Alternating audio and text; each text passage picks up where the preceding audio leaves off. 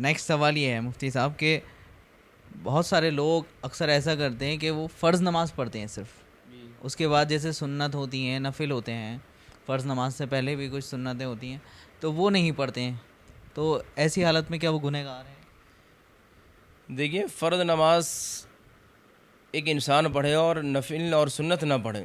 سنت کی بھی دو قسم ہیں، ایک سنت مؤکدہ، ایک سنت غیر مؤکدہ.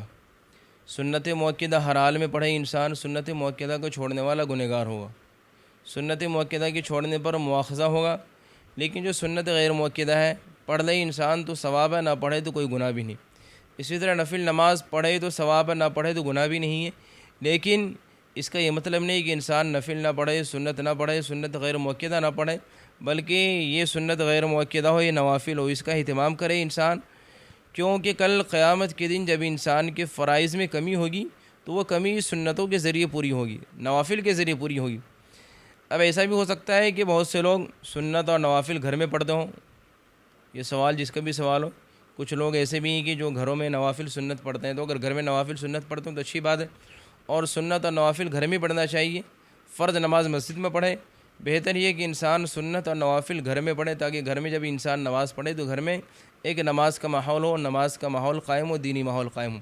لیکن اگر کسی شخص کو یہ ڈر ہو کہ گھر میں جانے کے بعد گھریلو کام کاج میں الجھ جائے اور گھر میں جانے کے بعد سنت نہ پڑھ سکے، تو پھر اس کے لیے بہتر ہے کہ انسان مسجد میں ہی سنت پڑھ کے جائے. ماشاء اللہ.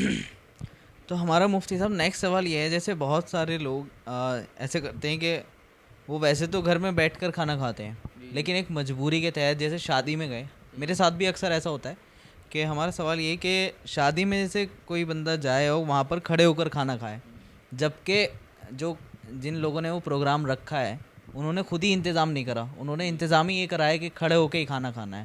ایک آدھ ٹیبل لگا دی انہوں نے، باقی کھڑے ہو کر ہی کھانا اکثر لوگ کرتے ہیں. اور تو اس حالت میں مطلب کھانا کھانا مجبوری میں کوئی گناہ گار ہوگا یا مطلب بیٹھ کر کھائیں فرش؟ دیکھیے، یہ بڑی بے غیرتی کی بات ہے کہ مسلمانوں کے درمیان سے مسلم کلچر ختم ہوتا جا رہا ہے. مسلمانوں نے اپنے نبی کے طریقے کو بھلا دیا ہے. آج مسلمانوں کی شادی میں دیکھیں، کھانا کھانے کا طریقہ کیا؟ سنت طریقہ یہ کہ انسان بیٹھ کر کے زمین پر بیٹھ کر کے کھانا کھائے.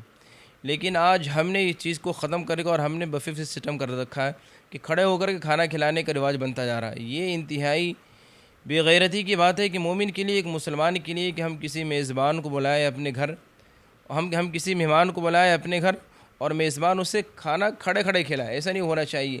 لیکن مجبوری کے درجے میں ایک انسان شادی میں یا کسی پروگرام میں جائے اور وہاں بالکل ٹیبل نہ ہو، کرسی نہ ہو بیٹھنے کے لیے، تو مجبوری کے درجے میں اجازت ہوگی کہ وہ انسان کھانا کھا لے کھڑے کھڑے، اور یہ مکروہ تنزیہی کے درجے میں ہے.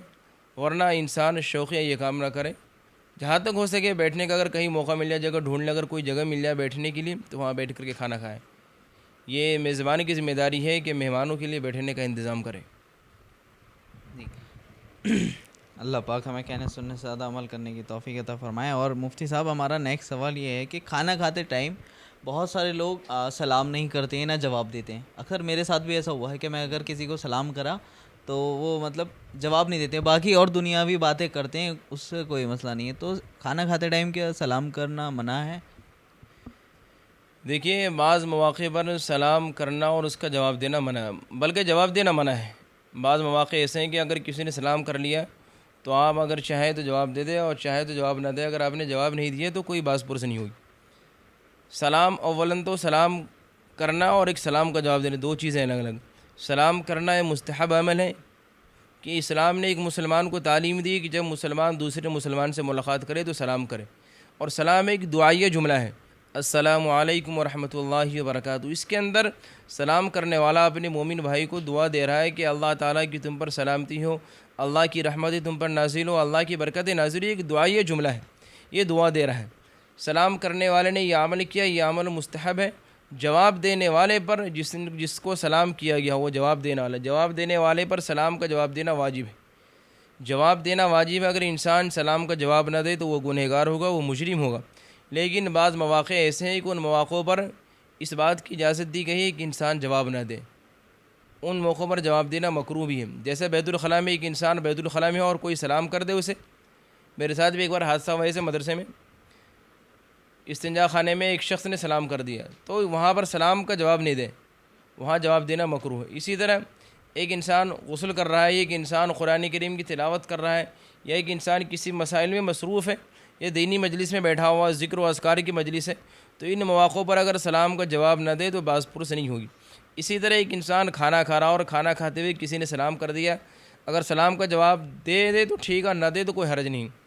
نہ دینے پر وہ انسان گنہگار نہیں ہوگا، مجرم نہیں ہوگا۔ یہ اوقات ایسے ہیں کہ جن اوقات پر سلام کا جواب نہ دینے سے کوئی حرج نہیں ہے، اور ان اوقات پر سلام کا جواب دینا مکروہ بھی ہے، تو نہیں دینا چاہیے۔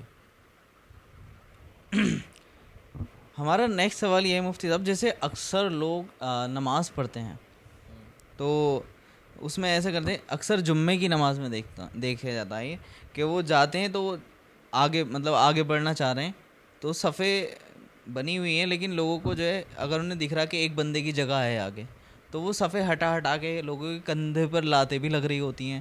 اکثر لوگ ایسی حرکت کرتے ہیں، تو ایسی حالت میں کیا وہ گنہگار ہوگا؟ کرنا صحیح ہے؟ دیکھیے، جمعے کے دن بہت سارے حضرات یہ حرکت کرتے ہیں اور بعد میں آتے ہیں، اور بعد میں آنے کے بعد اگلی صف میں بیٹھنے کی کوشش کرتے ہیں۔ یہ کوشش ہوتی لوگوں کی، اگلی صف میں بیٹھنے کے لیے آپ کو پہلے آنا چاہیے، نہ یہ کہ بعد میں آ کر کے اور پھلانگتے ہوئے صفوں کو، لوگوں کے کندھوں کو چیرتے ہوئے جانا۔ یہ انتہائی مذموم عمل ہے، اور اس برے عمل پر، برے کام پر اللہ کے رسول صلی اللہ علیہ وسلم کی لعنت ہے۔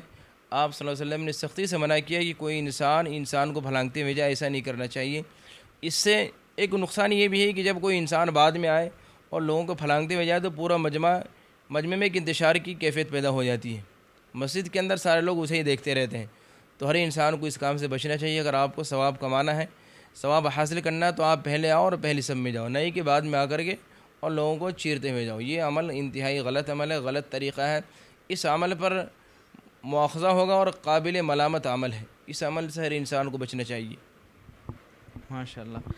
ہمارا اگلا سوال یہ ہے کہ کسی کے جنازے میں جانا، جیسے اکثر لوگ جنازے میں تو جاتے ہیں لیکن جنازے کی نماز نہیں پڑھتے، اور اس میں ابھی میں عیدگاہ میں تھا تو وہاں پر ایک صاحب نے یہ سوال رکھا تھا، مجھ سے پوچھا تھا کہ جیسے بہت سارے لوگ جنازے کی نماز میں تو جاتے ہیں لیکن جنازے کی نماز نہیں پڑھتے، اور ان سے پوچھو کہ جنازے کی نماز کیوں نہیں پڑھ رہے تو وہ کہتے ہیں ہمارے کپڑے صحیح نہیں ہیں، ایسے آ گئے، یا بہت سارے لوگوں کا بہانہ یہ تھا کہ ارے چھینٹیں آ گئیں۔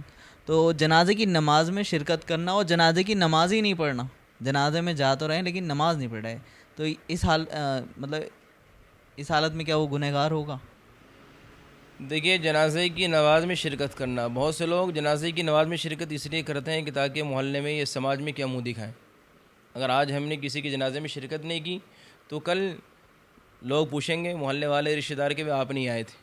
اور جب جنازے کی نماز ہو رہی ہو تو ایسے لوگ پھر سائڈ سے چپکے سے ہٹ جاتے، پتہ نہیں چلتا کہ نماز میں تھے ہی نہیں تھے، وہ اپنا چہرہ دکھانے کے لیے جاتے کہ ہاں ہم تمہارے جنازے میں شریک ہوئے، تو اس بنا پر ہی جاتے ہیں۔ اور ان کا نماز نہ پڑھنا یہ انتہائی شرم کی بات ہے کہ ایک مسلمان ہو کر کے نماز نہ پڑھے، اور پھر بہانہ یہ لگا کہ ہمارے کپڑے خراب ہیں۔ مسلمان کے کپڑے کیسے خراب ہو؟ ناپاک کپڑے میں مسلمان کیسے رہے گا؟ حالانکہ صفائی تو ایمان کا حصہ ہے، صفائی تو ایمان کا حصہ ہے، اور مسلمان ناپاک رہے یہ انتہائی شرم اور بغیرتی کی بات ہے۔ اللہ نہ کرے اگر کسی انسان کی کسی حالت میں موت ہو جائے تو گویا اس کی روح ناپاکی کی حالت میں پرواز ہوئی، اس کی روح ناپاکی کی حالت میں قبض ہوئی۔ اس لیے ہر انسان کو ہمیشہ ہر وقت پاک صاف رہنا چاہیے، اور باوضو بھی رہے۔ پاک صاف رہنا دور کی بات، باوضو رہے۔ باوضو رہنے سے میرے بھائیوں بہت سارے فائدے ہیں کہ باوضو رہنے سے جو انسان باوضو رہے اس کے رزق کے اندر بھی برکت ہوتی ہے۔ آج کل ہر انسان پریشان کاروبار کے اعتبار سے، انسان اس چیز کا عادی بن جائے اپنے آپ کو، اس چیز کو اپنے اندر داخل کر لے کہ ہمیشہ پاک صاف رہے اور باوضو رہے۔ باوضو رہنے سے پتہ نہیں کس وقت ہمیں کہاں موقع مل جائے نماز پڑھنے کا، کسی اور چیز کا، تلاوت کرنے کا، ذکر و اذکار کرنے کا، تو اس سے فائدے ہیں۔ اور مسلمان ہو کر کے جنازے کی نماز میں شرکت نہ کرے، یہ افسوس کا مقام ہے، اور شرم و حیا کا مقام ہے کہ انسان شرم کرے، اپنی اس حرکت پر غور کریں کہ مومن ہو کر کے نماز نہ پڑھے۔ اس لیے جن لوگوں کے اندر یہ بری عادت ہے وہ ان بری عادتوں سے بچنے کی کوشش کریں۔ اللہ تعالیٰ ایسے لوگوں کو ہدایت دے۔ آمین۔ ہمارا نیکسٹ سوال یہ ہے مفتی صاحب کہ جنازے کی نماز اگر کسی سے نہیں آتی ہو لیکن وہ نماز میں ایسی شرکت کر لے اور نیت باندھ لے، کچھ نہ پڑھے، صرف جیسے امام صاحب فالو کر رہے ہیں امام صاحب کو دیکھ دیکھ کر, تو ایسی حالت میں اس کی نماز ہو جائے گی؟ دیکھیے جنازے کی نماز کے اندر جو ہے امام صاحب کے ہم تابع ہیں. پہلی تکبیر جب ہوتی ہے تو پہلی تکبیر کے بعد ثنا پڑھیں, دوسری تکبیر میں درود ابراہیمی, تیسری تکبیر میں جو ہے دعا, اور چوتھی تکبیر کے بعد جو ہے سلام پھیر دیتے ہیں. اس کے اندر جتنے بھی اعمال وہ سارے اعمال مستحبات کی قبیل سے مستحب ہیں, مسنون ہیں.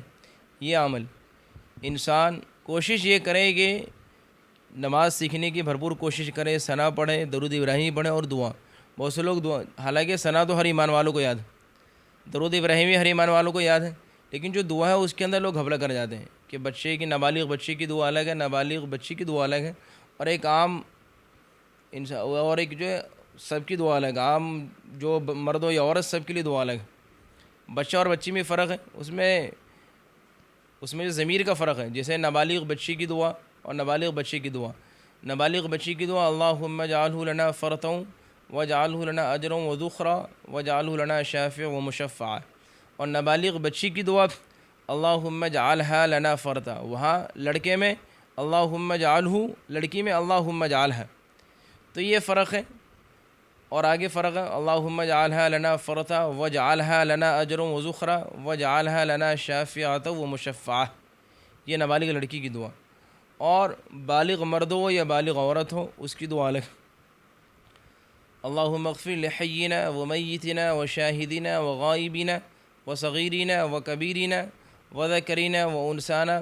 اللہم من احییت منا فاحی علی الاسلام ومن توفیت منا فتوفى علی ایمان. یہ نابالغ کی نہیں, یہ بالغ مرد عورت سب کی دعا ہے. اب اگر کسی کو یہ دعا یاد نہ ہو تو ایسے موقع پر انسان اللہم اغفر لنا یہ اس طرح کی دعا پڑھ لے, اور نہ پڑھے تو پھر بھی اس کی نماز ہو جائے گی. نماز میں کوئی کمی نہیں ہوگی. جی, تو امید ہے کہ آپ کے سبھی سوالوں کے جواب آپ کو مل گئے ہوں گے.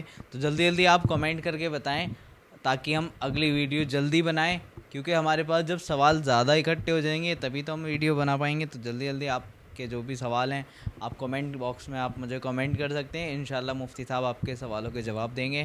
اور باقی بہت سارے لوگ جیسے کہ آس پڑوس میں کوئی بھی ہیں چچا تاؤ, ان سے پوچھنے لگتے ہیں کہ بھائی نماز نہیں آتی, وہ اونٹ پہ ٹانگ باتیں بتا دیتے ہیں.